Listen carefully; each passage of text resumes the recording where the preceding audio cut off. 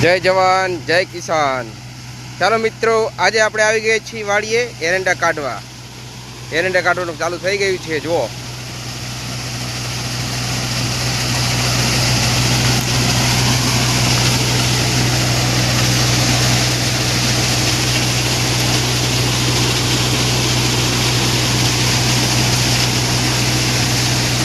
જો અક્ષય ઉપર બેસી ગયો ભાઈ, હલર માથે ઉપર બેસી ગયો। લ્યા